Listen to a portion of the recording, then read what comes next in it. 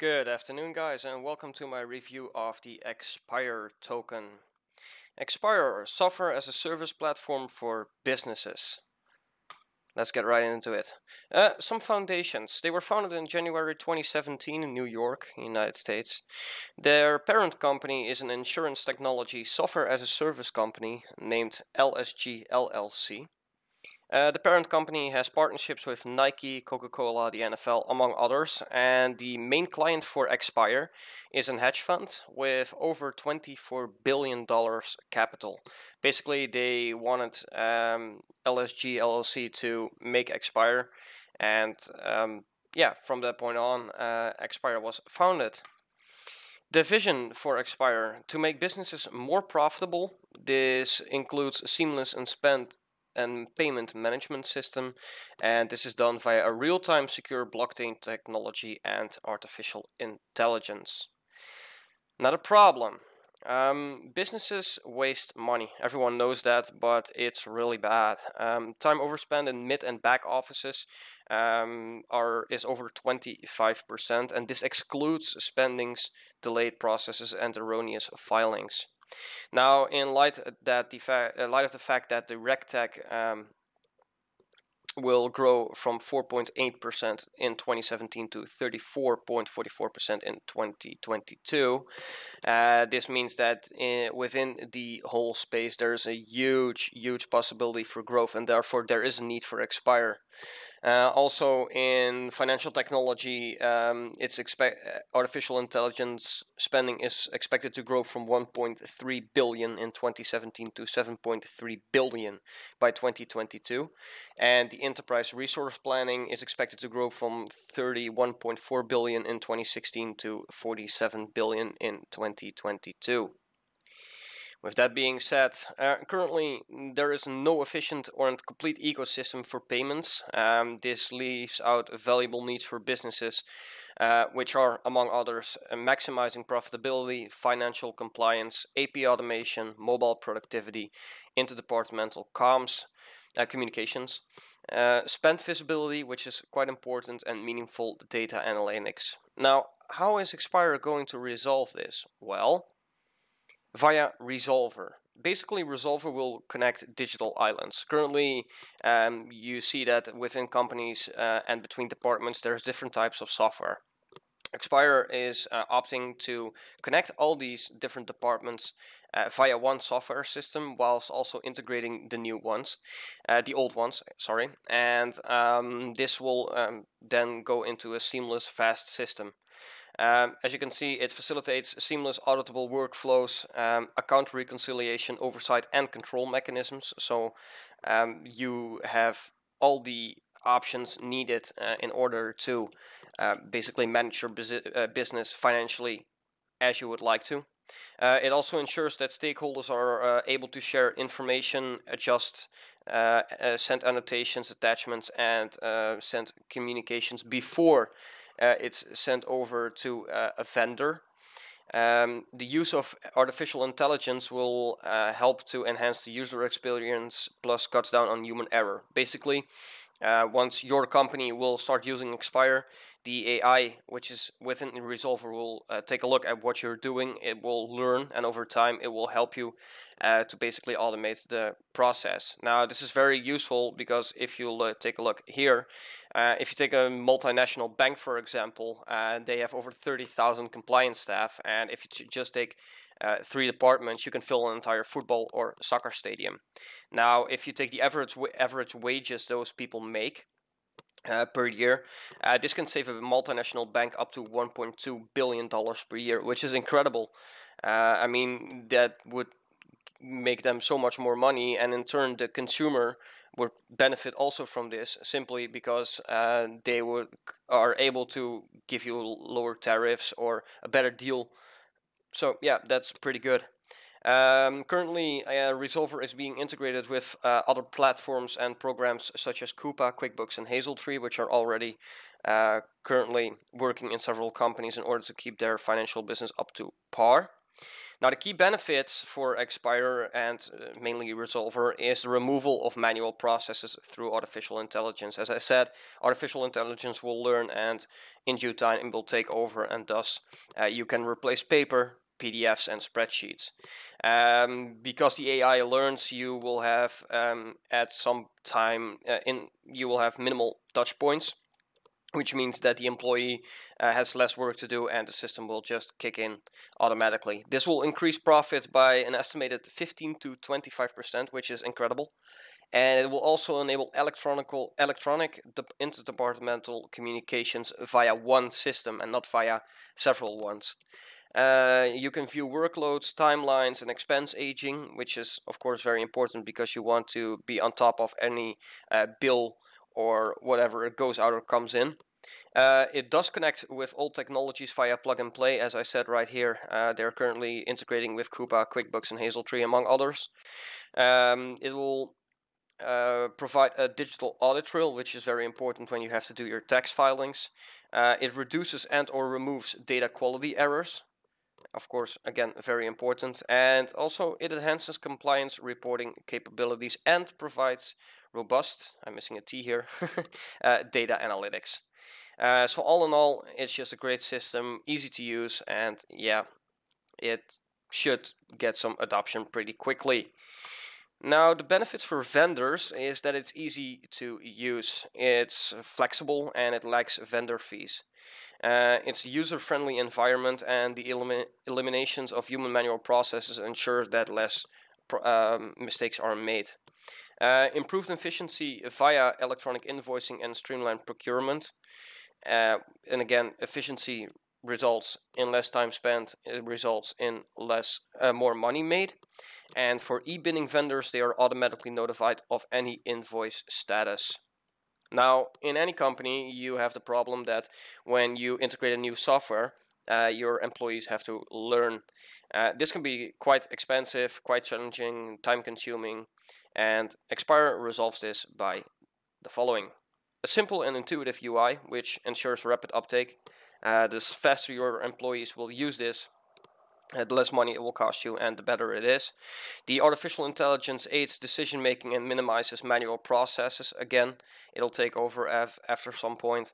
And the software affords rapid acquisition of goods and services. So say you have a factory and you need to have goods very fast. You can do that via Resolver very quickly and very efficiently. Both clients and vendors are able to access extensive live data, which again saves money because there's no hassle in terms of communication, for example, for an invoice which is not correct. And also very important, all Resolver services will be made available via a mobile interface. So this again ensures that it's easy to use, and when you're away on a business trip or whatever and you're a CFO and you need to check if all invoices are going correctly, you can just open the application or the website via your mobile phone and you can view everything in detail. Now for the tech, it's written in ASP.NET MVC framework. This offers architectural benefits and, very important, is easily maintainable code. The custom entity framework is an object relational mapping tool, and also Resolver allows automatic generation of data access layers from the software's SQL databases. Different web APIs can and will be used as middleware. They can just be integrated via plug and play. And HTTP-based services can be accessed on other platforms, as I said, mobile, but also via web or Windows. Due to the API feed in Resolver, there will be no more need for PPSs, and it's able to work with any API. Automatic compliance and reporting tools, which is important, of course, again, for your financial money paper trail, and reporting tools are automatically enabled. Now, Axpire wants to do more than just connect digital islands via Resolver. They also want to help entrepreneurs or freelancers. How do they do that? Via MatchBX. MatchBX is a business-to-business or a people-to-people marketplace. And basically it allows businesses to connect faster or better with other businesses or with freelancers. This in turn gives us lower costs because the system is unified, therefore it goes faster and thus less time spent on it. There's bigger market potential because everything will be launched on one system, and especially for new businesses, this will be very useful. If you start a new business, you have a certain amount of budget, which you can spend on marketing or looking out for outsourcing to freelancers or other companies. And with MatchBX, since it's on one platform, you can just open it up, quickly take a look, fill in some keywords, and there you go. You have several people or businesses who can help you. And then you can set up a deal. There's no more need for currency conversion for payments since everything will be going via the AXP token.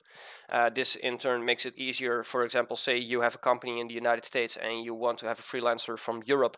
In order to pay them, you would usually have to convert your money into euros, which in turn also costs extra money. And via one token system, this issue gets resolved. There's fraud protection and safety, and of course security due to the blockchain. And you of course get thus irrefutable payments. This is part 2. They're still working on this. I'll drop a link in the description below. You can currently, I believe, sign up and you can get some free AXP when it launches. And now for the parent company, which is very important because we do also have to do some background, is who have they worked with? Well, just take a look. Coca-Cola, Allianz, Brit, IBM, very good one. Costco, United Airlines, Yum. So you can see there's a lot of experience within the parent company, and when we get to the point of the team, you can definitely see that they know what they are doing. So yeah, this is very, very nice. Also, they've currently partnered with R3, which is an enterprise software company focused on a proprietary blockchain-inspired platform. Microsoft is also a partner of them. They are working together on the Power BI tool, so AXP can use that, and it also allows in a fruitful two-way conversation. Also, AXP is a founding member of the International RegTech Association, so the Regulation Technology Association, which I think is a big plus. Now, you may wonder, well, how am I going to make money out of this? Well, let's first go over some financials. So the maximum amount of tokens is 350 million. It's an ERC 223, which is basically an updated ERC20. You can just store it in my Ether wallet or where you want it. Currently, the circulating supply is 265 million, and we currently have a market cap of around 16 million US dollars. The pre-sale price was about 7 cents US dollars with a 30% discount, and the main sale was 10 cents. The hard cap was 40% of the all tokens, which was around $20 million. Now let's go over the fact, how are you going to make money? Well, we just had the fundamentals in terms of how much is out there. When companies want to use Resolver or MatchBX, they have to use the AXP token. So when an AXP token gets used, it basically gets burned. So if you want to hold this, and if you should you buy into AXP, this is definitely a long-term hold in my opinion. Basically what will happen is over time, as adoption grows from different companies, the total token amount will get burned off. So it'll be less and less. This in turn, of course, kicks up the price. So buy now, hold, and you're happy in 5 years if the adoption happens. But looking at the partners they've worked with, or the people they've worked with, and the partners they have, I don't see this as a problem. Now, in terms of the team, this is also very nice. Let me just quickly drag that on here. Bloop. And there we go. Let's zoom in a little bit. So there's over 90 years experience if you add up all the experience they have in software-enabled payment space. They have 9 full-time developers with blockchain competency, and this is also built from the partnership with R3. Now the CEO is Gary Markham. He's been doing a lot of interviews currently, getting AXP out there, what their vision is, why it's needed, and how they want to approach it. He has over 20 years in mixed technology and consulting experience. This includes insurance, banking, financial services, and large-scale engineering and construction. He launched several successful applications and tech BPO businesses into the legal spend management space. Recently, he moved to compliance, ERP, and is also the RegTech founder of AXP. The CFO, the Chief Financial Officer, joined LSG in 2005 as a financial controller and was until recently operations director before promoted to CFO.